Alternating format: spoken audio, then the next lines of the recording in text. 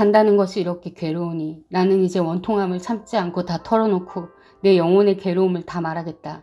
내가 하나님께 아뢰겠다. 나를 죄인 취급하지 마십시오. 무슨 일로 나 같은 자와 다투시는지 알려주십시오. 주님께서 손수 만드신 이 몸은 학대하고 멸시하시면서도 악인이 세운 계획은 잘만 되게 하시니 그것이 주님께 무슨 유익이라도 됩니까? 주님의 눈이 살과 피를 가진 사람의 눈이기도 합니까? 주님께서도 매사를 사람이 보듯이 보신단 말입니까? 주님의 날도 사람이 누리는 날처럼 짧기라도 하단 말입니까? 주님의 횟수가 사람이 누리는 횟수와 같이 더덥기라도 하단 말입니까? 그렇지 않다면야 어찌하여 주님께서는 기어이 내 허물을 찾아내려고 하시며 내 죄를 두추어내시려고 하십니까? 내게 죄가 없다는 것과 주님의 손에서 나를 빼낼 사람이 없다는 것은 주님께서도 아시지 않습니까? 주님께서 손수 나를 빚으시고 지으셨는데 어찌하여 이제 와서 나에게 등을 돌리시고 나를 멸망시키려고 하십니까? 주님께서는 진흙을 빚듯이 이 몸을 지으셨음을 기억해 주십시오. 어찌하여 주님께서는 나를 티끌로 되돌아가게 하십니까? 주님께서 내 아버지에게 힘을 주셔서 나를 낳게 하시고 어머니가 나를 품에 안고 젖을 물리게 하셨습니다. 주님께서 살과 가죽으로 나를 입히시며 뼈와 근육으로 엮어서 내 몸을 만드셨습니다. 주님께서 나에게 생명과 사랑을 주시고 나를 돌보셔서 내 숨결까지 지켜주셨습니다. 그러나 지금 생각해보니 주님께서는 늘 나를 해치실 생각을 몰래 품고 계셨습니다. 주님께서는 내가 죄를 짓나 안 짓나 지켜보고 계셨으며 내가 죄를 짓기라도 하면 용서하지 않으실 작정을 하고 계셨습니다. 내가 죄를 짓기만 하면 주님께서는 가차없이 내게 고통을 주시지만 내가 올바른 일을 한다고 해서 주님께서 나를 믿어주시지는 않으셨습니다.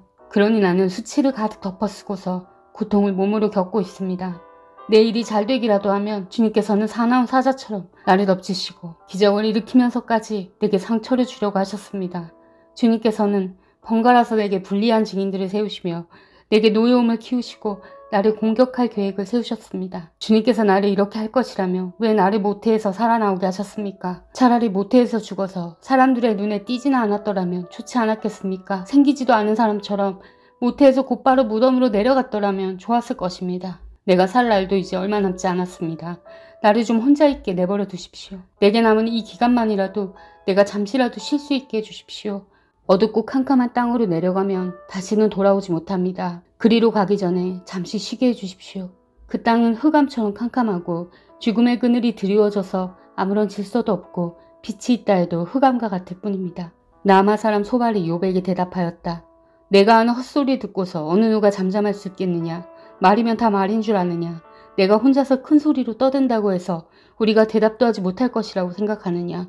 내가 우리를 비웃는데도 너를 책망할 사람이 없을 줄 아느냐. 너는 내 생각이 옳다고 주장하고 주님 보시기에 내가 흠이 없다고 우기지만 이제 하나님이 입을 여셔서 내게 말씀하시고 지혜의 비밀을 내게 드러내 주시기를 바란다.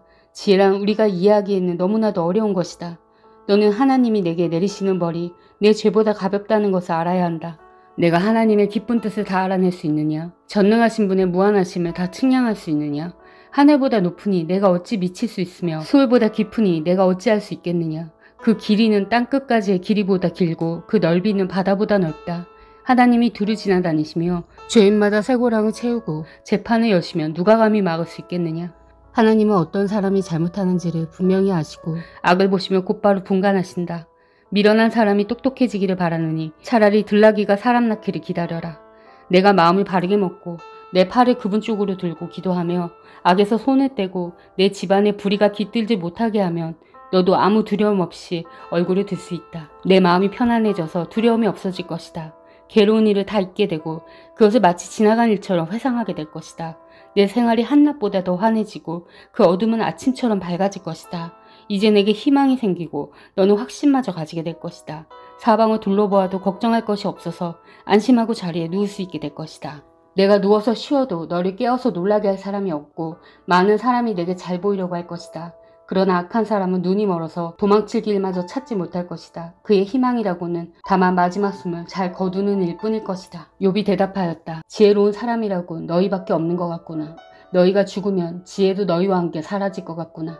그러나 나도 너희만큼은 알고 있다. 내가 너희보다 못할 것이 없다. 너희가 한 말을 모를 사람이 어디에 있겠느냐. 한때는 내 기도에 하나님이 응답하신 적도 있지만 지금 나는 친구들의 웃음거리가 되고 말았다. 의롭고 흠없는 내가 조롱을 받고 있다.